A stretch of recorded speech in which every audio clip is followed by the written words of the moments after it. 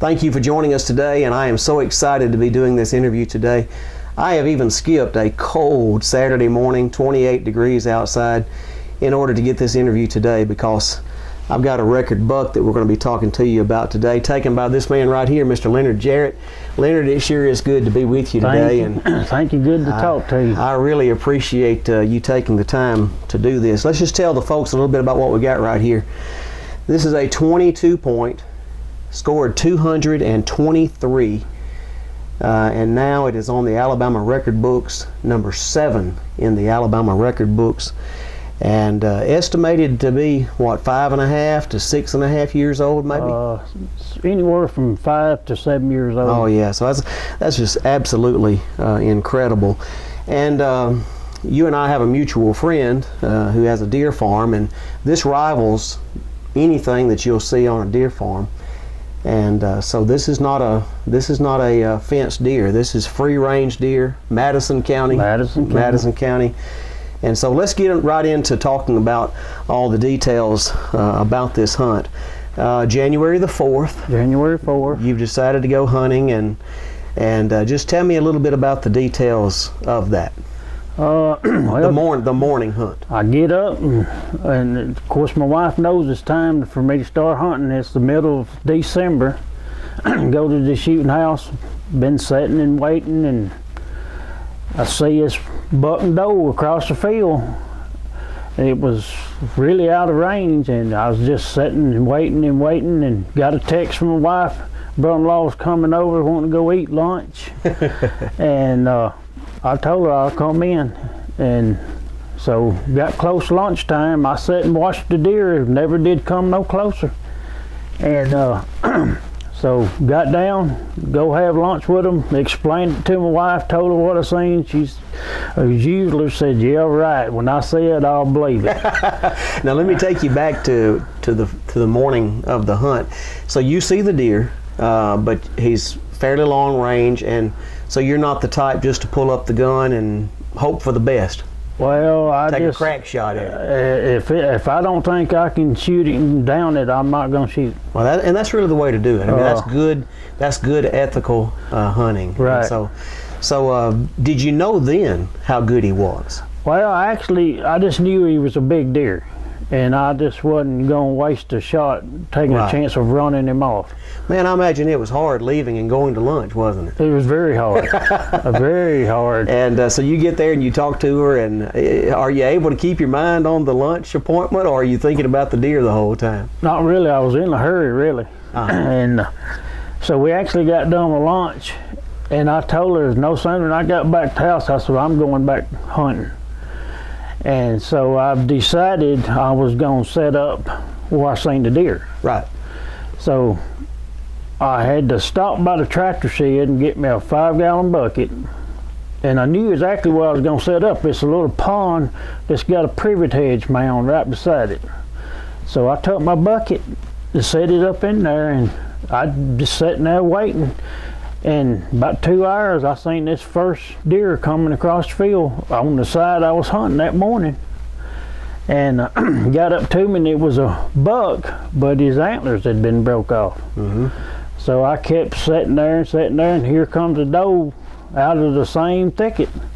She dropped off in a ditch, stepped up, and she kept looking back. And I knew right then she was looking at something. In about 5 minutes, this big buck come walking out, and she done got almost up on me and walked completely around, and he comes trucking across that field, and as soon as he got in the crosshairs, I let him have it. Was he moving when you shot? No, he was dead in front of me, but he was on a slow walk. Right. And as soon as he got in the crosshairs, I shot there, but I had no idea he was this big. Right. So you didn't have a whole lot of time to really think about it. It's just, when he's in the crosshairs, pull the trigger. Right. Well, did you have to talk yourself down at all? I mean, were you really just tore up in the moment, or did you feel fairly composed? No, I stayed calm the whole time, but I had propped my gun up on a fork in the privet hedge, and as soon as he got in them crosshairs, I pulled the trigger, and I knew I hit him because he kicked. Right. And he went about 50 yards, and I sat there about 15 minutes, and when I walked around the east side of the privet head sticky there he laid, then I got to shaking then when I walked up on it. I mean, look at this, people. I mean, this is absolutely astounding. Talking about buck fever, do you typically get buck fever? I mean, do you get really worked up generally? No, sir, I don't, because of course you can see what I got. I just don't get buck fever, but this one here, it really got to me. It really did. You felt it more afterward. Right. I know that's the way it's been for me sometimes. You know, you're talking to yourself, you're kind of working yourself down, and a lot of times it's after the shot that I feel the greatest amount of adrenaline surging out. So this is just incredible. Did you realize when you saw the deer, did you really realize what you had done? Actually, my first reaction is I called my wife and I told her, I said, well, I've got it. I got the big one. And she said, yeah, right. And she said, what's wrong? I said, I'm telling you, I shot this big deer. So I struggled trying to get him in the truck. And finally, I done made my mind up. I'm going to have to get him in the truck, because I drove plumb up to where he'd landed in the field. Right. So when I got home with him, we just started taking pictures, and a couple of people driving by, it just stopped. Now, so you didn't have any help carrying it out. You grabbed this monster by yourself. I loaded him by myself. Well, you're a logger, so you know you do hard work. You're very strong. And, right. Yeah, that's incredible. Now, you and I have a mutual friend. Right. His name is Terry Kennedy. And in a recent publication, in fact, when I went to get my biscuit this morning, your face was on the newsstand. And so that's just an indicator of what you've done. But Terry said in a previous interview, he said, Leonard's a simple fella. He's the kind of guy who catches a world record bass and then takes it home and eats it. I mean, is that kind of the way you are? Well, actually, this land has ponds on it, and we've caught big bass, me and my son, and straight to the frying pan. And I got a brother-in-law, and he says that some of them bass should have been weighed, but I'm just a simple country boy, so. Right. But you do like your mounts. I mean, I'm looking around really here do. and I'm seeing, and you probably like me, you just enjoy being able to see them and just think when I'm able to hunt. I mean, you know, because, I mean, I done had this strung up, fixing to dress him out, and Terry called and said, you need to stop what you're doing. And so I stopped, and he pulled up. He said, you don't know what you've done. I said, well, it's a deer. And he said, no, it's more than a deer. Yeah. So. And you got another surprise when you were skinning it. Right. Well, I field dressed it that night. And so that next morning I pulled the truck out of the shop and was strung it up and was pulling it up in the tree and seen an arrow sticking in it. So a crossbow arrow had been stuck in it. I've had that to happen before. I had one myself not long ago where I got inside of it, and the shaft of the arrow was actually running right down his spine, and it had even begun to grow over it. I had to dig the broadhead out, and so that happens sometimes. But evidently this arrow that the crossbow hunter shot, it never did go into the chest cavity. It actually went into, once it hit the skin and got toward the rib cage, it just followed the skin line all the way out of his chest. The broadhead was sticking out. Oh, wow.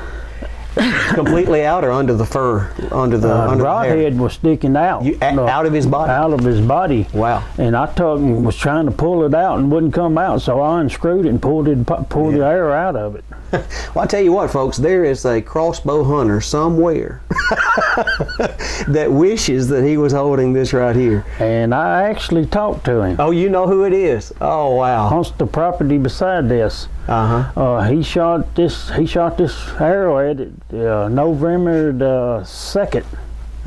And so that shot was from this year. From this year, November the 2nd. And he said he looked for his deer 12 hours. Did he realize what he had shot?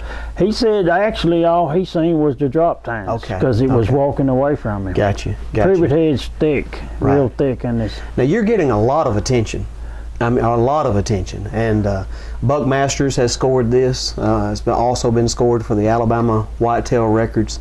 Has it surprised you the amount of attention that this is getting from people?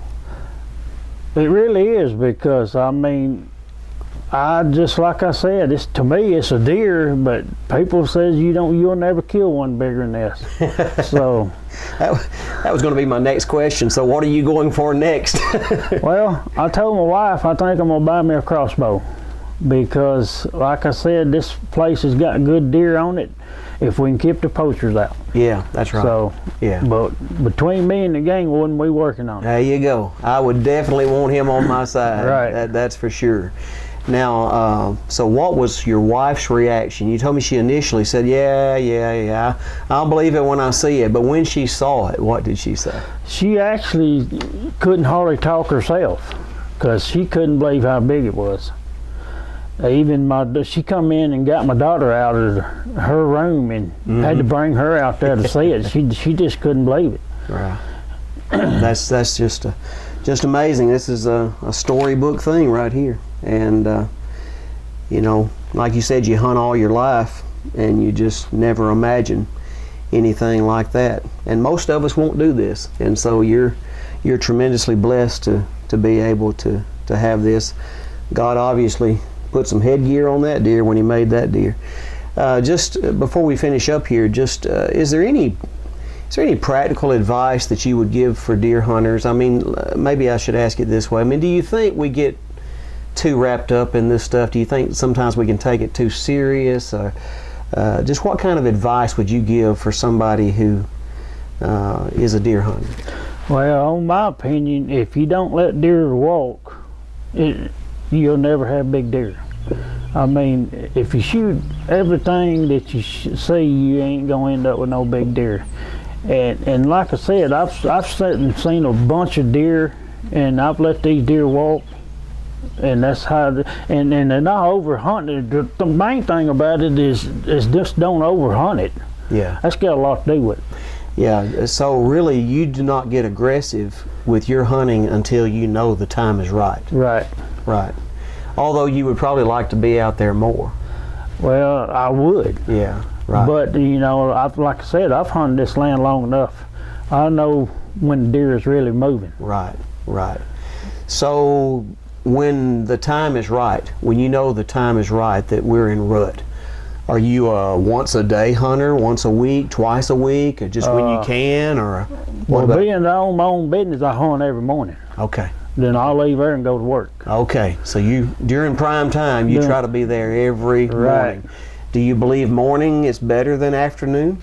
Well, actually, I've had luck with both morning and evening. Mm-hmm. So one is no better really to me than the other. Right. So I got you. Okay, very good. Well, one more question. Obviously, here's a good reason to like this stuff right here. But what's the main reason you would say that you love deer hunting?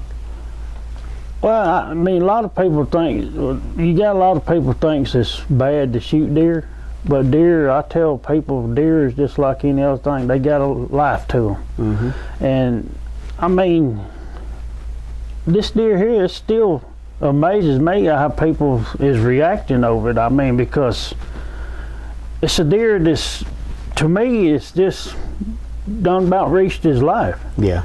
And I've always said, if it ain't nothing bigger than what I got, I'm not gonna shoot it. That's right. And I'm probably done with the gun.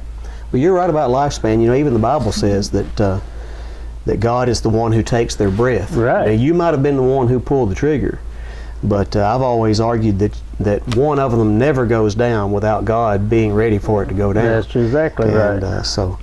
Well, I tell you what, Leonard, this has been a thrill. Well, I sure thank you for coming out. And we got an exclusive. This is the first video interview that you've done. And so we feel privileged to have gotten this interview today. And again, you got a little bit more season left, goes through February the 10th. And so, well, see if you can get one bigger than that next time. How about that? Well, you never know what might pop up out of the thicket, you know. Exactly. I never would have, like I said, I never would have imagined the deer that big was down in there, but I mean, they got the right cover and everything, food. The only thing I put out for these deer is deer rocks. And believe me, they love them. Oh yeah, absolutely. Well, thank you folks for joining us today. It's just been a thrill to be able to talk about a massive buck. Again, in the record books, number 7 statewide. And it's just been really good to be with Leonard today. And you keep coming back to Woods to Word, and who knows what we may have for you next time.